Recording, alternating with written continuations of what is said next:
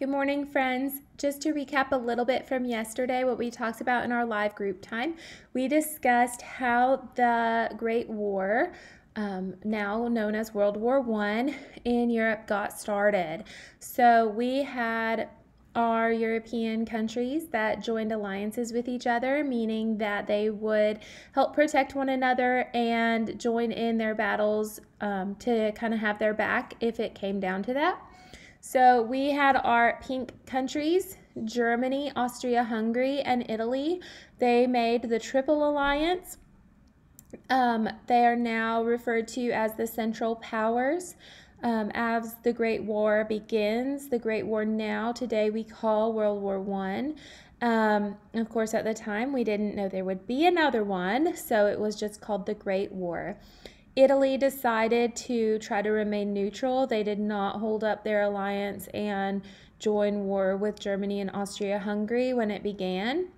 Our blue countries are the Triple Entente, is our other alliance, and in history now we will refer to them as the Allies. So we have the Allies and the Central Powers.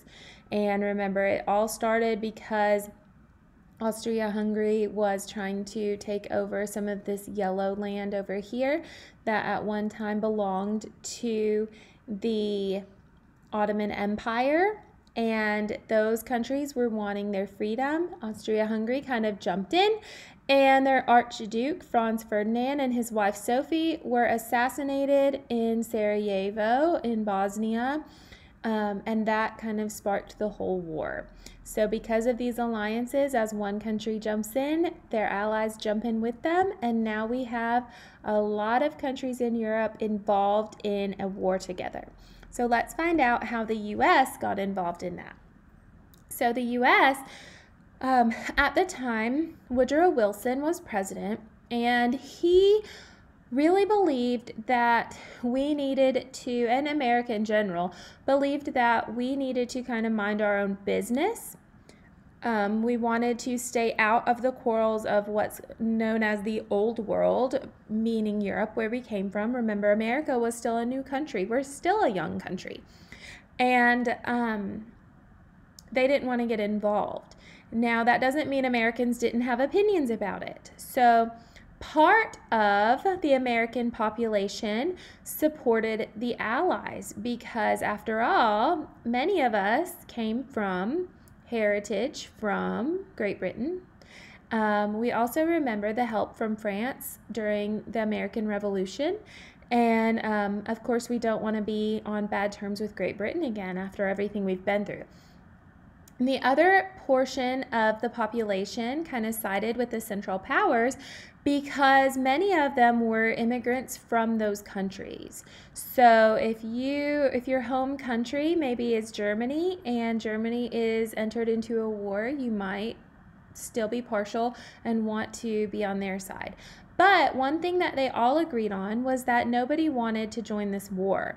So even if their opinion leaned to one side or the other, everyone agreed that we didn't want to send our soldiers all the way across the Atlantic to take part in a war in Europe. Okay?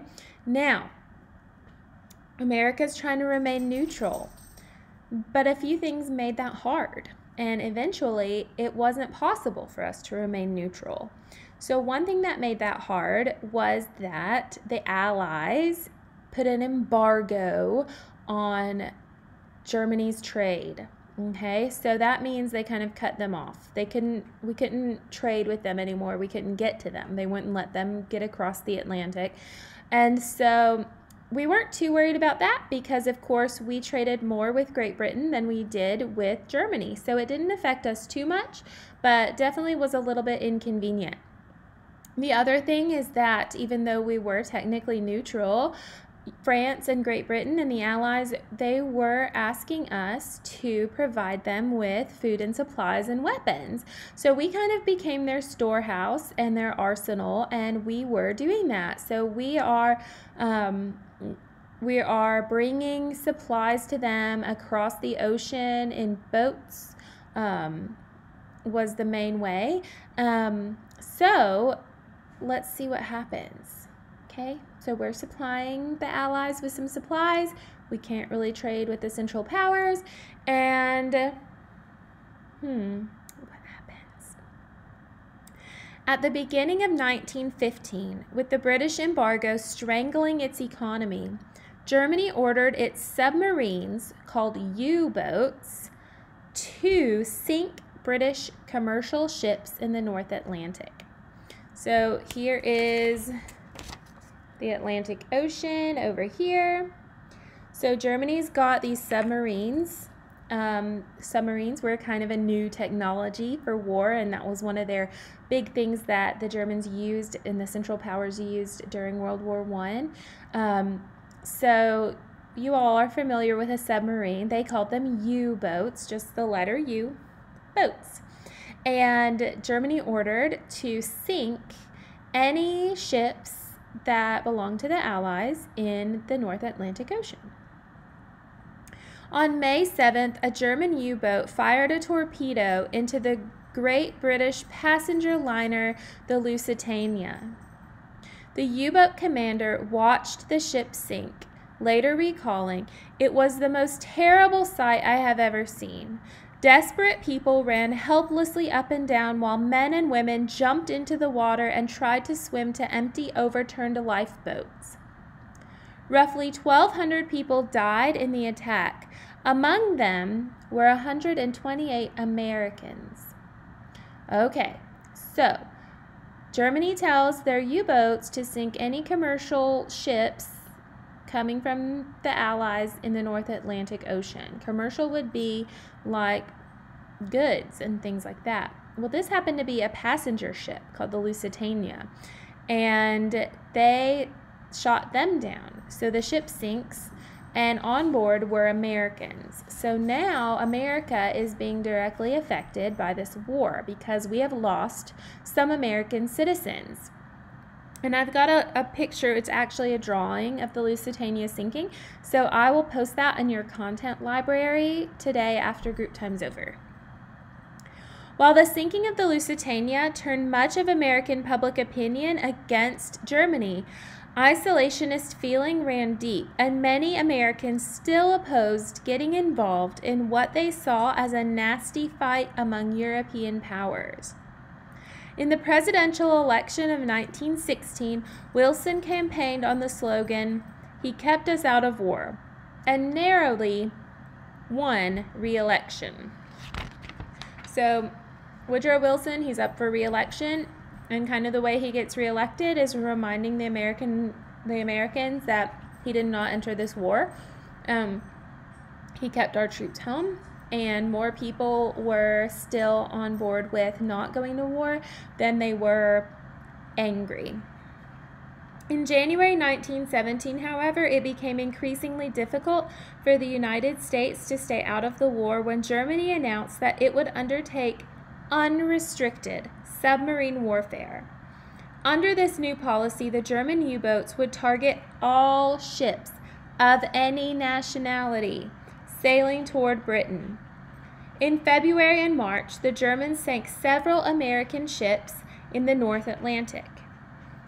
At about the same time, British intelligence experts intercepted and decoded a telegram from Germany's Foreign Minister Arthur Zimmermann to the Mexican government.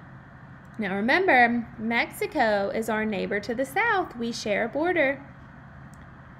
The Zimmermann telegram, as it became known when widely published in newspapers, promised that if Mexico joined Germany in the war against the United States, then Mexico would be given possession of much of the American Southwest.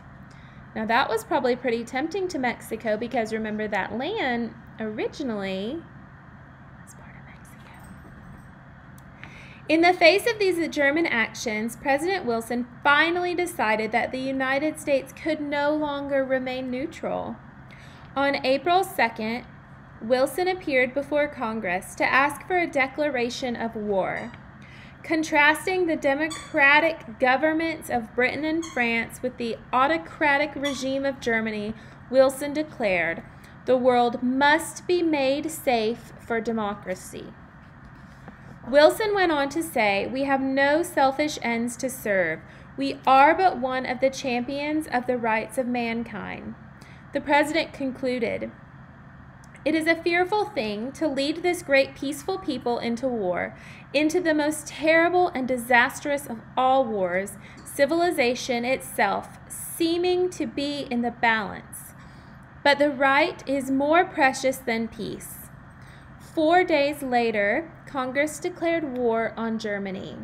So now, America is officially in war with Germany, meaning we're in war with the Central Powers because Germany has friends.